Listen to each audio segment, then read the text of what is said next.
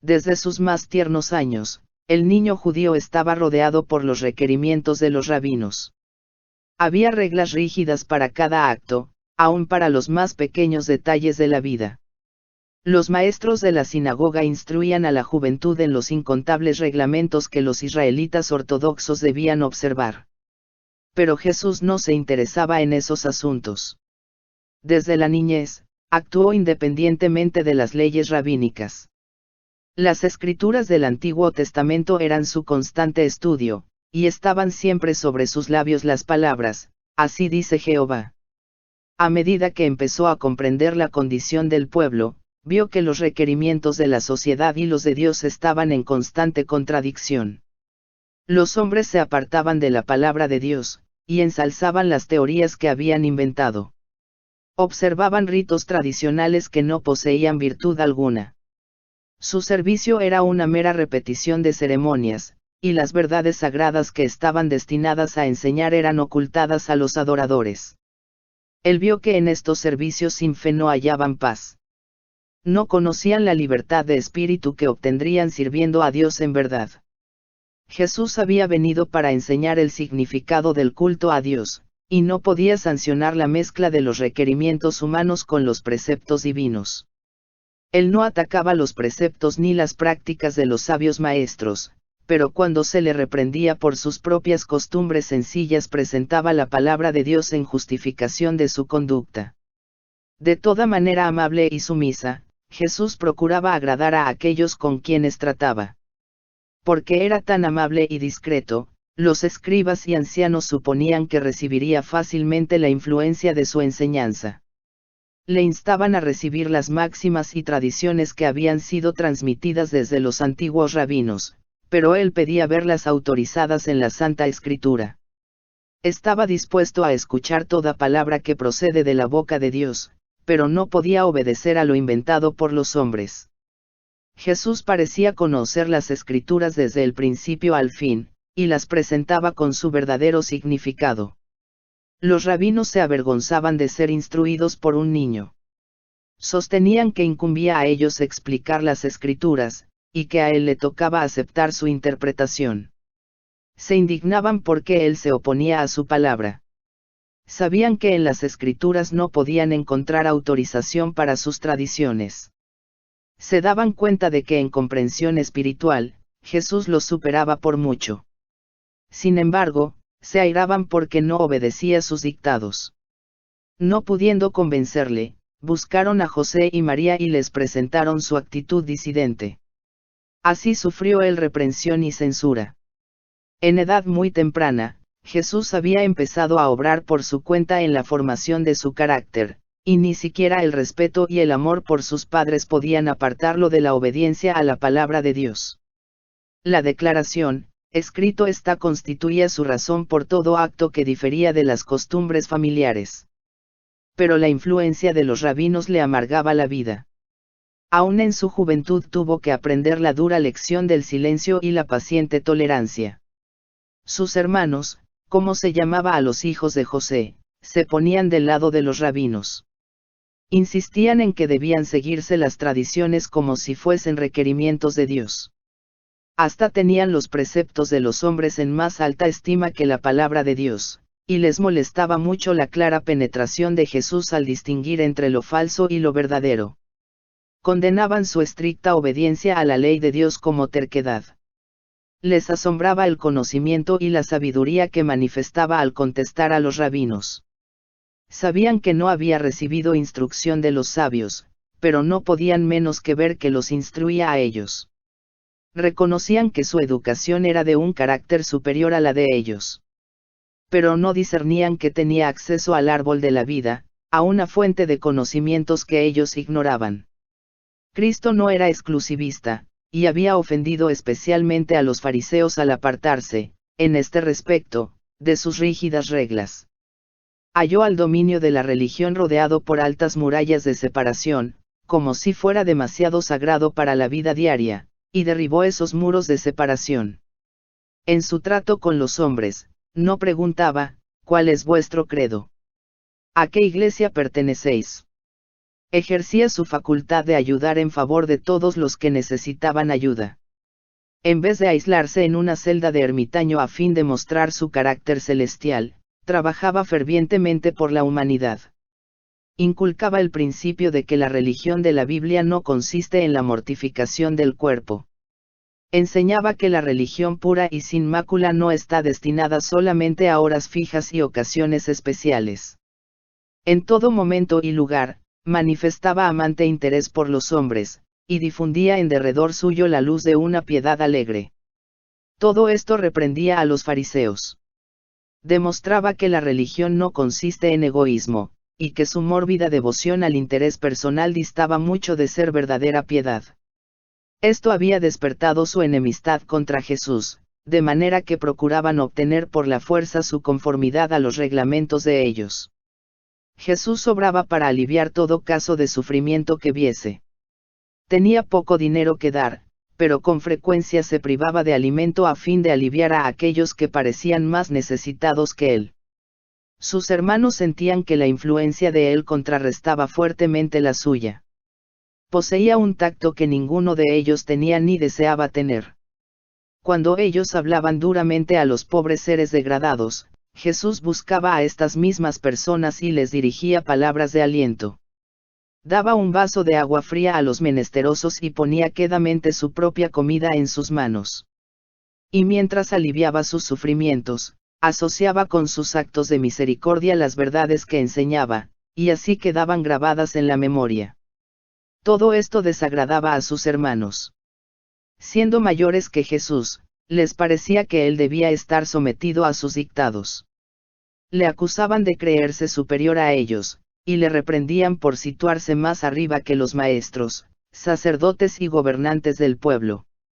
Con frecuencia le amenazaban y trataban de intimidarle, pero él seguía adelante, haciendo de las Escrituras su guía. Jesús amaba a sus hermanos y los trataba con bondad inagotable, pero ellos sentían celos de él y manifestaban la incredulidad y el desprecio más decididos. No podían comprender su conducta. Se les presentaban grandes contradicciones en Jesús. Era el divino Hijo de Dios, y sin embargo, un niño impotente. Siendo el creador de los mundos, la tierra era su posesión, y, sin embargo, la pobreza le acompañaba a cada paso en esta vida. Poseía una dignidad e individualidad completamente distintas del orgullo y arrogancia terrenales, no contendía por la grandeza mundanal, y estaba contento aún en la posición más humilde. Esto airaba a sus hermanos. No podían explicar su constante serenidad bajo las pruebas y las privaciones. No sabían que por nuestra causa se había hecho pobre, a fin de que con su pobreza fuésemos enriquecidos. No podían comprender el misterio de su misión mejor de lo que los amigos de Job podían comprender su humillación y sufrimiento. Jesús no era comprendido por sus hermanos, porque no era como ellos. Sus normas no eran las de ellos. Al mirar a los hombres, se habían apartado de Dios, y no tenían su poder en su vida. Las formas religiosas que ellos observaban, no podían transformar el carácter. Pagaban el diezmo de la menta y el eneldo y el comino, pero omitían lo más grave de la ley, es a saber, el juicio y la misericordia y la fe. El ejemplo de Jesús era para ellos una continua irritación. Él no odiaba sino una cosa en el mundo, a saber, el pecado. No podía presenciar un acto malo sin sentir un dolor que le era imposible ocultar. Entre los formalistas, cuya apariencia santurrona ocultaba el amor al pecado, y un carácter en el cual el celo por la gloria de Dios ejercía la supremacía, el contraste era inequívoco. Por cuanto la vida de Jesús condenaba lo malo, encontraba oposición tanto en su casa como fuera de ella. Su abnegación e integridad eran comentadas con escarnio. Su tolerancia y bondad eran llamadas cobardía. Entre las amarguras que caen en suerte a la humanidad, no hubo ninguna que no le tocó a Cristo. Había quienes trataban de vilipendiarle a causa de su nacimiento, y aún en su niñez tuvo que hacer frente a sus miradas escarnecedoras e impías murmuraciones. Si hubiese respondido con una palabra o mirada impaciente, si hubiese complacido a sus hermanos con un solo acto malo, no habría sido un ejemplo perfecto. Así habría dejado de llevar a cabo el plan de nuestra redención. Si hubiese admitido siquiera que podía haber una excusa para el pecado, Satanás habría triunfado, y el mundo se habría perdido. Esta es la razón por la cual el tentador obró para hacer su vida tan penosa como fuera posible, a fin de inducirle a pecar. Pero para cada tentación tenía una respuesta, escrito está. Rara vez reprendía algún mal proceder de sus hermanos, pero tenía alguna palabra de Dios que dirigirles. Con frecuencia le acusaban de cobardía por negarse a participar con ellos en algún acto prohibido, pero su respuesta era, escrito está, el temor del Señor es la sabiduría, y el apartarse del mal la inteligencia. Había algunos que buscaban su sociedad, sintiéndose en paz en su presencia, pero muchos le evitaban, porque su vida inmaculada los reprendía. Sus jóvenes compañeros le instaban a hacer como ellos. Era de carácter alegre, les gustaba su presencia, y daban la bienvenida a sus prontas sugestiones, pero sus escrúpulos los impacientaban, y le declaraban estrecho de miras. Jesús contestaba, escrito está, con que limpiará el joven su camino. Con guardar tu palabra. En mi corazón he guardado tus dichos, para no pecar contra ti. Con frecuencia se le preguntaba, ¿por qué insistes en ser tan singular, tan diferente de nosotros todos? Escrito está, decía, bienaventurados los perfectos de camino, los que andan en la ley de Jehová. Bienaventurados los que guardan sus testimonios, y con todo el corazón le buscan, pues no hacen iniquidad los que andan en sus caminos. Cuando le preguntaban por qué no participaba en las diversiones de la juventud de Nazaret, decía, escrito está, Jim gozado en el camino de tus testimonios, como sobre toda riqueza.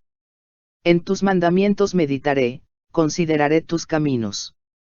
Recrearéme en tus estatutos, no me olvidaré de tus palabras. Jesús no contendía por sus derechos. Con frecuencia su trabajo resultaba innecesariamente penoso porque era voluntario y no se quejaba. Sin embargo, no desmayaba ni se desanimaba. Vivía por encima de estas dificultades, como en la luz del rostro de Dios. No ejercía represalias cuando le maltrataban, sino que soportaba pacientemente los insultos.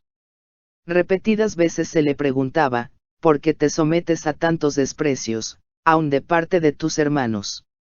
Escrito está, decía, hijo mío, no te olvides de mi ley, y tu corazón guarde mis mandamientos, porque largura de días, y años de vida y paz te aumentarán. Misericordia y verdad no te desamparen, átalas a tu cuello, escríbelas en la tabla de tu corazón, y hallarás gracia y buena opinión en los ojos de Dios y de los hombres. Desde el tiempo en que los padres de Jesús le encontraron en el templo, su conducta fue un misterio para ellos. No quería entrar en controversia, y, sin embargo, su ejemplo era una lección constante. Parecía puesto aparte. Hallaba sus horas de felicidad cuando estaba a solas con la naturaleza y con Dios. Siempre que podía, se apartaba del escenario de su trabajo, para ir a los campos a meditar en los verdes valles, para estar en comunión con Dios en la ladera de la montaña, o entre los árboles del bosque. La madrugada le encontraba con frecuencia en algún lugar aislado, meditando, escudriñando las escrituras, u orando. De estas horas de quietud, volvía a su casa para reanudar sus deberes y para dar un ejemplo de trabajo paciente. La vida de Cristo estaba señalada por el respeto y el amor hacia su madre. María creía en su corazón que el santo niño nacido de ella era el Mesías prometido desde hacía tanto tiempo, y, sin embargo, no se atrevía a expresar su fe. Durante toda su vida terrenal compartió sus sufrimientos. Presenció con pesar las pruebas a él impuestas en su niñez y juventud. Por justificar lo que ella sabía ser correcto en su conducta, ella misma se veía en situaciones penosas. Consideraba que las relaciones del hogar y el tierno cuidado de la madre sobre sus hijos, eran de vital importancia en la formación del carácter. Los hijos y las hijas de José sabían esto, y apelando a su ansiedad, trataban de corregir las prácticas de Jesús de acuerdo con su propia norma. María hablaba con frecuencia con Jesús, y le instaba a conformarse a las costumbres de los rabinos. Pero no podía persuadirle a cambiar sus hábitos de contemplar las obras de Dios y tratar de aliviar el sufrimiento de los hombres y aún de los animales. Cuando los sacerdotes y maestros pedían la ayuda de María para dominar a Jesús, ella se sentía muy afligida, pero su corazón se apaciguaba cuando él presentaba las declaraciones de la Escritura que sostenían sus prácticas. A veces vacilaba entre Jesús y sus hermanos, que no creían que era el enviado de Dios, pero abundaban las evidencias de la divinidad de su carácter. Lo veía sacrificarse en beneficio de los demás. Su presencia introducía una atmósfera más pura en el hogar, y su vida obraba como levadura entre los elementos de la sociedad. Inocente e inmaculado, andaba entre los irreflexivos, los toscos y descorteses, entre los deshonestos publicanos, los temerarios pródigos, los injustos samaritanos, los soldados paganos, los rudos campesinos y la turba mixta. Pronunciaba una palabra de simpatía aquí y otra allí, al ver a los hombres cansados, y sin embargo obligados a llevar pesadas cargas. Compartía sus cargas, y les repetía las lecciones que había aprendido de la naturaleza acerca del amor, la bondad y la benignidad de Dios. Enseñaba a todos a considerarse dotados de talentos preciosos, que, si los empleaban debidamente, les granjearían riquezas eternas. Arrancaba toda vanidad de la vida, y por su propio ejemplo enseñaba que todo momento del tiempo está cargado de resultados eternos, que ha de apreciarse como un tesoro, y emplearse con propósitos santos. No pasaba por alto a ningún ser humano como indigno, sino que procuraba aplicar a cada alma el remedio salvador. En cualquier compañía donde se encontrase, presentaba una lección apropiada al momento y las circunstancias. Procuraba inspirar esperanza a los más toscos y menos promisorios, presentándoles la seguridad de que podrían llegar a ser sin culpa e inocentes, y adquirir un carácter que los revelase como hijos de Dios. Con frecuencia se encontraba con aquellos que habían caído bajo el dominio de Satanás y no tenían fuerza para escapar de su lazo. A una persona tal, desalentada, enferma, tentada y caída, Jesús dirigía palabras de la más tierna compasión, palabras que eran necesarias y podían ser comprendidas. A otros encontraba que estaban luchando mano a mano con el adversario de las almas. Los estimulaba a perseverar, asegurándoles que vencerían, porque los ángeles de Dios estaban de su parte y les darían la victoria. Los que eran así ayudados se convencían de que era un ser en quien podían confiar plenamente. Él no traicionaría los secretos que volcaban en su oído lleno de simpatía. Jesús sanaba el cuerpo tanto como el alma.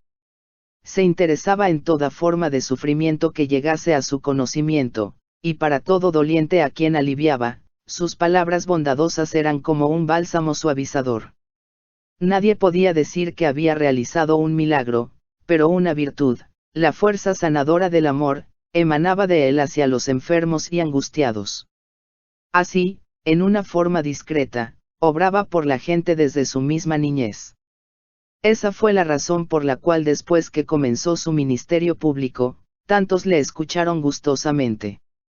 Sin embargo, durante su niñez, su juventud y su edad viril, Jesús anduvo solo. En su pureza y fidelidad, pisó solo el lague, y ninguno del pueblo estuvo con él.